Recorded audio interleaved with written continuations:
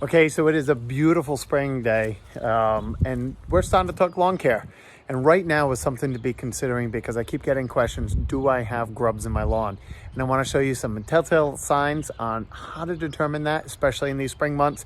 More importantly, do you need to do anything about it? Let's take a look.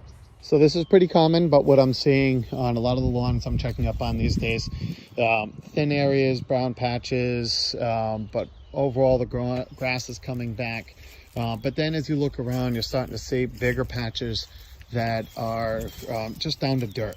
That is not coming back. That is dead grass. And so we start looking around. So clearly there was something going on with this lawn. But this is fairly normal. The difference is there's some grass that's going through, but when I start seeing little holes and start seeing dug up, this right here is then when I start really seeing some damage.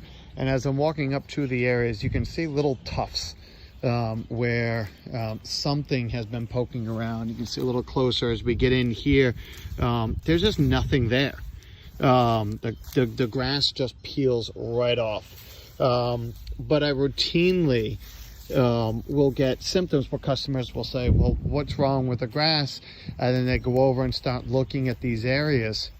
And you can just see as we come into the back, sunnier area in the back, it's just the same thing. There's just all these little tufts of sod, of dead grass that are just ripped up, but the old grass just peels off the property. But again, nothing there. So a lot of the times people will say, well, that's got to be grubs because the sod just pulls right off. And you're 100% right. But to confirm it, to determine whether we need to treat for it, you need to actually find live grubs. And that's not always going to happen in the dead areas. You're going to think of it like this. The grubs need the grass to eat. Now, the grubs right now, if you have grubs in your lawn, does not mean you have an infestation. If you treated for grubs in the fall, most of your grubs are dead. And so we don't want to see you waste more chemicals in the spring just for the sake of old damage, because you put down the right product in the fall. The damage was already done. The grass died. What little bit was surviving in the fall probably died over the winter. So this is what you want to look for, and look on the outskirts of your brown areas to determine whether you still have them. You can see in this particular area, we have you can see where it feathers off and where the grubs probably stopped. And so what we want to do is to determine whether we still have grubs, don't come to where the areas are dead and the grass is just peeling off. Come out here a little bit farther where you still have grass, and you just grab it and you pull it up, and sure enough, that's where your grubs will be. Grubs are not going to be in those areas. They've already done the damage. They need live grass in order to eat the roots, and then the critters, the skunks, the squirrels come around and start eating up these meaty grubs.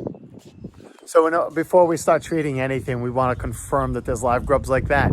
So go to the grassy areas on the outskirts of your dead areas, poke around. If you're still seeing grubs in there, then yes, I would recommend probably treating, because this was a bad infestation. And so when they lost a good chunk of the lawn, that lawn needs to be treated with a grub control to prevent that problem from getting worse. Now, that being said, at this time of year, if your lawn is not getting dug up, and if you just happen to be planting a perennial or a flower and poking around and sow a grub or two, there's no need typically to start drenching your yard in chemicals trying to kill grubs at this time of year. The life cycle of grubs, not to geek it out too much, but the grubs that are there now, it is April. The grubs that are there now are going to be leaving in May. They're going to be turning into a beetle. And so all summer long, when you see June beetles flying on your windshields, those were your grubs in the lawn all year round. And then they leave in May, go around, breed, start laying their eggs for the following year, and the cycle can start over again in August, September, depending on the weather and the type of grub. So that's why the protocol for us is, if your lawn looks good and it's not being dug up by the skunks and the squirrels, you probably don't have a bad infestation. No need to really treat. Just leave it be. Those beetles are going to be leaving. Focus on preventatives. Late May, early June, put down a preventative grub control, so you could use a small amount of chemical to kill the baby grubs when those grubs hatch in August, September. So that way the chemicals you're using are only impacting the plants, the insects that are physically eating your grass. But if you've got big patches like this and you're noticing skunks are digging up your yard, the damage is only going to get worse in the spring. So at that point, we would put down a contact grub killer, kind of like a Dilox. It's the most common one in the industry these days, for a contact killer to kill what's there now. But you just got to remember, you still have to go back and put some kind of preventative down in late May, early June to make sure that you're free of grubs in the fall. And then you're going to have to renovate those areas to try to get some seed in there, because most cases it's not coming back.